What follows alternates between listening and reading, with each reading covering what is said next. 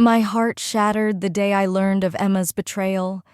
It was like a knife twisting in my chest, carving out every ounce of trust I'd ever known. I stood in our old apartment, staring at the life we'd built now crumbling under the weight of her lies. But this isn't just a story of loss. It's about redemption, about two extraordinary women who pulled me from the ashes and gave me a second chance at love. My name is Ethan Carter, and this is my journey through heartbreak, healing, and a love I never saw coming. 10 years ago, I was a man broken by Emma's infidelity. Her tearful confession still echoes in my mind. I messed up, Ethan. I got caught in something awful and I couldn't stop. Her voice cracked as she begged for forgiveness, swearing she loved me, that she'd been lost without me since I walked away. I'm so lonely, Ethan. My parents barely speak to me. My siblings want nothing to do with me. I have no friends. Her words were a desperate plea, but they couldn't erase the pain of her betrayal or the child she conceived with another man. I looked into her eyes once, so familiar now, those of a stranger. I've forgiven you, Emma, but there's no going back. The man who married you is gone. I've changed and you don't know me anymore. Her insistence that I was still the same man, that she still loved me, fell flat. You want to know why we can't try again? I asked, my voice steady but laced with pain. Reason 1, I'm not the man you married. Reason 2, I let you go to chase what you wanted, but I've built a new life, a career, a purpose, and in all these years I haven't been with another woman. Can you say the same? Emma's silence was deafening. She couldn't meet my gaze, her guilt a tangible weight between us. You were a liar then, Emma, and I can't trust you now. Give me one reason to let you back into my life. She had none. Tears streamed down her face as I walked away, believing it was goodbye forever. 3 months later, I was back in Portland, Oregon, tying up loose ends for work. At a bustling coffee shop, I was lost in my phone when 2 voices called out, "Mr. Carter." I looked up, confused, not recognizing the women approaching me. "Ethan." "Sorry, we didn't mean to startle you," the brunette said with a warm smile. "I'm Sophie and this is Claire. We're cousins. You helped us out big time." It clicked, they were the sisters whose family I'd aided months earlier. Their gratitude was palpable, their smiles infectious. Sophie, 23, was vibrant, her curly brown hair framing a face that radiated kindness. She stood about 5 8 inches, her athletic curves exuding confidence. Claire, also 23, was quieter, her straight blonde hair cascading past her shoulders, her slender frame delicate but strong. Her shy smile hinted at a depth I hadn't yet uncovered. "No need to thank me," I said, brushing off their praise. "Just glad things worked out." As my flight was called, Sophie slipped me a napkin with her number scrawled on it. "Call me when you're back in town. We owe you a proper thank you." I boarded the plane, her number burning a hole in my pocket, unaware of how that moment would change everything. Months later, I stood before the Harper family, Emma's adoptive kin, at their new home in Boise, Idaho. The air was thick with tension as I addressed them. Being part of this family was one of my greatest joys. Michael and Sarah, your love gave me strength through dark times. But Emma was part of this family too. She betrayed me, yes, but she never betrayed you. My voice trembled with resolve. I spoke to her recently, and her pain. Your rejection shames me. Mr. and Mrs. Harper, with all due respect, you need to stop shunning your daughter. Until you welcome her back, I'm done with all of you. Their stunned faces followed me as I walked out, severing ties with the only family I'd known, hoping my words would spark change. The next year was a blur of work in Seattle, Washington. My boss, James Rothschild, pushed us to our limits, and after 8 grueling weeks, he snapped, "Get out, all of you. Take a week off. I can't stand the sight of you exiled. I cleaned my apartment, unearthing the napkin with Sophie's number. On a whim, I called. "Hey, Sophie, it's Ethan from the airport." Her laugh was like sunlight breaking through clouds. "Of course I remember you, Ethan." How could I forget I invited Sophie and Claire for dinner at my place that night, fumbling through the call like a nervous teenager? To my relief, they agreed. My penthouse loft steal from a real estate deal was a sleek bachelor pad with views of Puget Sound.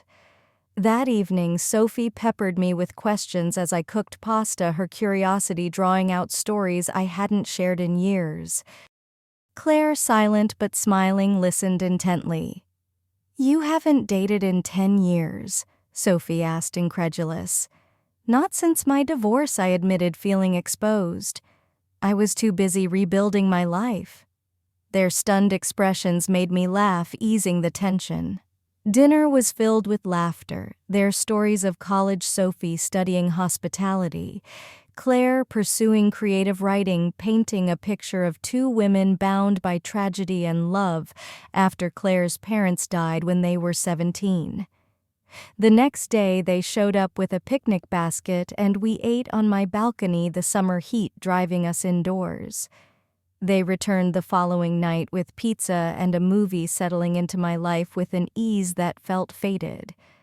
By week's end, I'd given them keycards to the building's pool and gym, their joy at the gesture lighting up my world. Over months, we fell into a rhythm: dinners, movie nights, weekend adventures. My colleague James teased dating 2 women at once. "Carter, you're a sly dog." I laughed it off. "Just friends, old man." But something shifted. One Friday night, their usual vibrancy was muted. "What's wrong?" I asked, sensing the weight. Sophie hesitated. "Claire wants to ask you something, but she's unsure how." Claire, eyes downcast, nodded. "Why haven't you ever made a move on us? Don't you find us attractive?" The question hit like a thunderbolt. I stammered, "You're both stunning, but I didn't want to ruin our friendship or come off as some creepy old guy.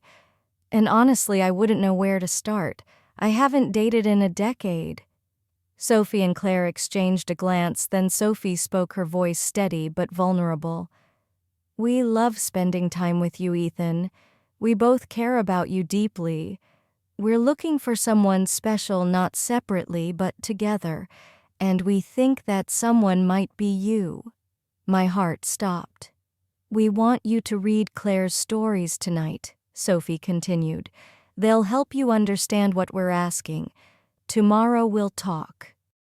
They left me with a folder of Claire's writing, my mind reeling.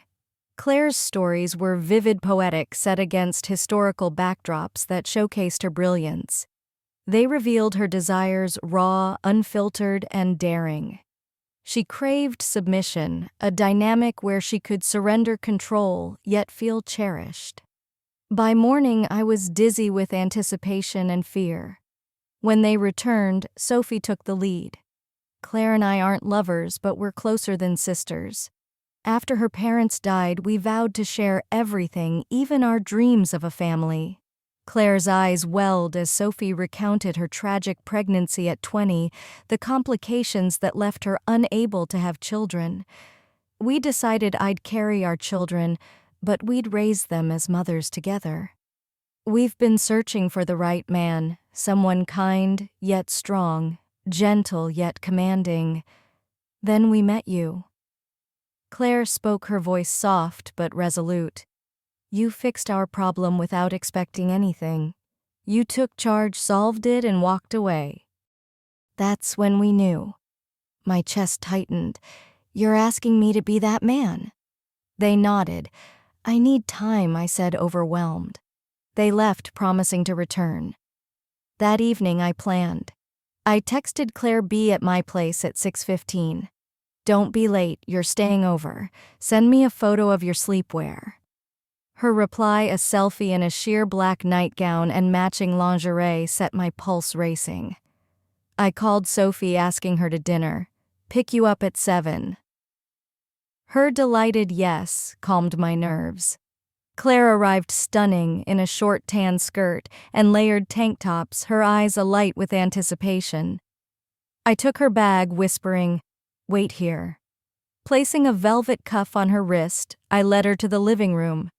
"I have a date tonight, but if it doesn't satisfy me, you're my backup." Her soft moan confirmed I'd struck the right chord. "Make yourself at home," I said, slipping her panties off and leaving her with a movie. Dinner with Sophie was magic sushi wine and a moonlit walk through a park in Bellevue. Her black dress hugged her curves, her eyes sparkling with promise. At her door, I faltered, "Why me, Sophie? You could have anyone." She smiled. "You're the only one I want." Our kiss was tender, electric. Before leaving, she whispered, "Make love to her, Ethan. Hard." My blood roared. Returning home, I found Claire waiting, her submission palpable. "God, Claire, having you here makes dating so much easier," I said, bending her over the couch. Our connection was raw, intense, her release crashing over her as I fought to please her. Exhausted, I carried her to bed, tending to her gently before collapsing beside her. Morning brought relief. Sophie arrived, her kiss fierce and approving. Claire, clutching the flowers I'd left, glowed with a radiant smile. "You did good, Ethan," Sophie said. I exhaled whole for the first time in years. Leaving Portland for good felt like closing a chapter. Emma's apology at an Easter service in my old church brought peace. "I'm sorry, Ethan. You gave my family back to me." I nodded, knowing my place with the Harpers was over. It was time to move forward. Back in Seattle, Sophie, Claire, and I built a life. Sophie and I dated, our connection deepening, while Claire and I explored her desires, her submission strengthening her confidence. We never crossed into group encounters, but Sophie encouraged my time with Claire, sensing when she needed me.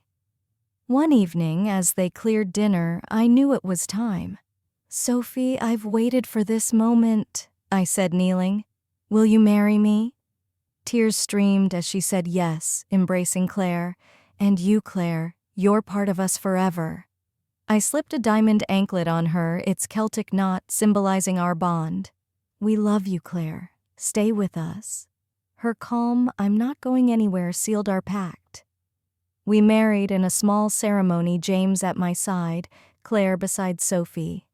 Our son, Liam James Carter, arrived 6 months later, followed by twins Emma Marie and Noah Michael, and finally little Ava Rose.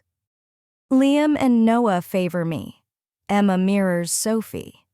And Ava is Claire's spitting image. Our children know two mothers, their love undivided. Amy and I live as husband and wife, but Claire is never far, her role as vital as ours. Our life isn't conventional, but it's ours. We love fiercely, privately, and completely.